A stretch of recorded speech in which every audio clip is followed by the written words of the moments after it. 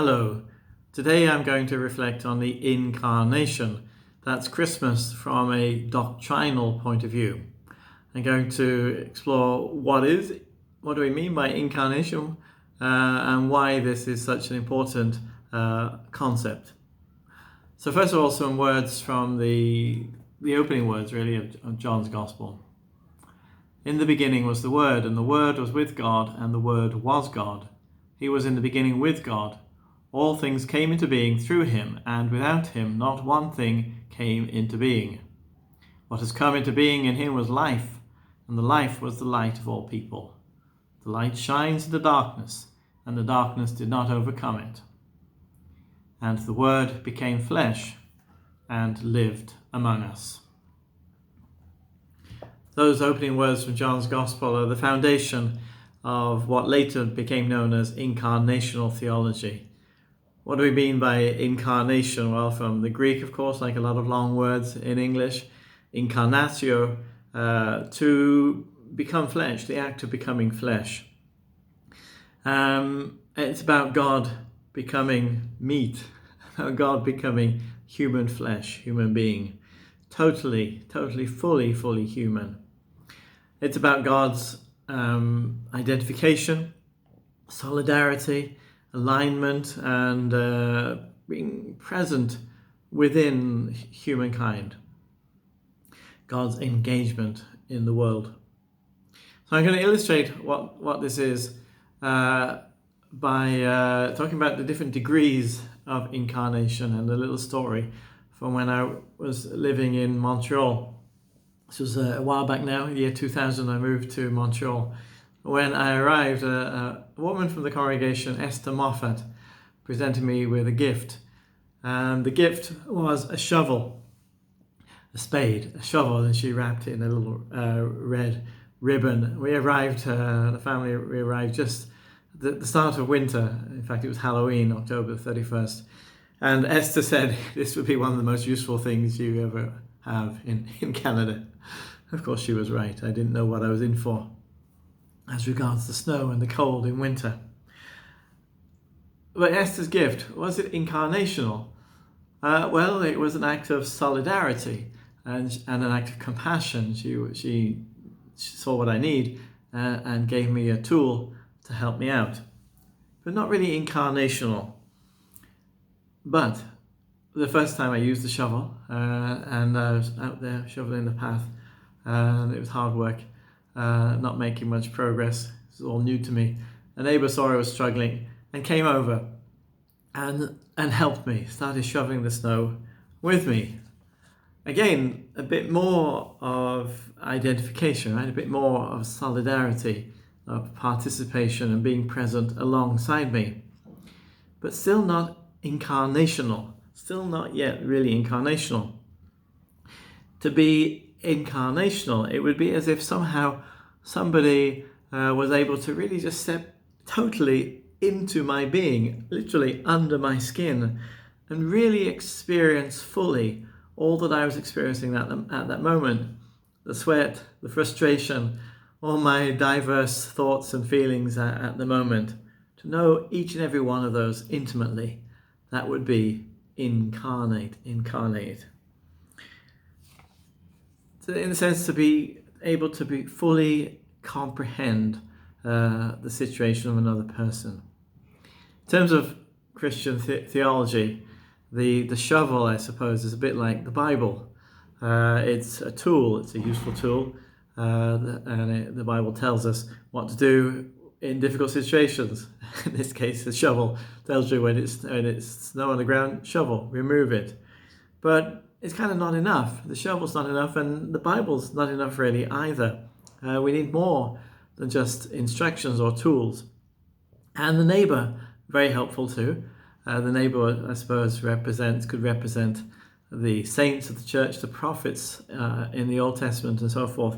People who lived inspiring lives, who are great examples, who really are practical. You can see, you can turn to them and know they can give really solid guidance because they've lived it.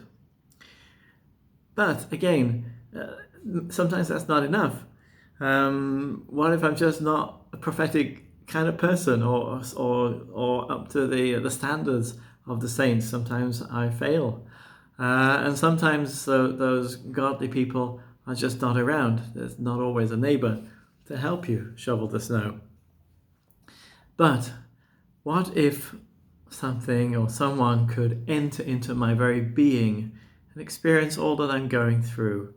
That someone would fully know me, would really understand me, and hopefully would love and accept me, even though they understood everything about me. That's what Incarnation is about.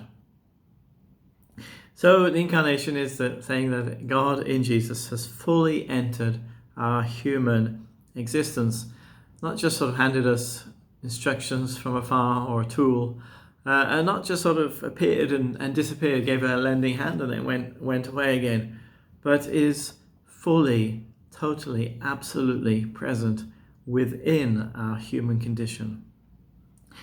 That's a wonderful aspect of the Christian faith, and I think it's important for a number of reasons.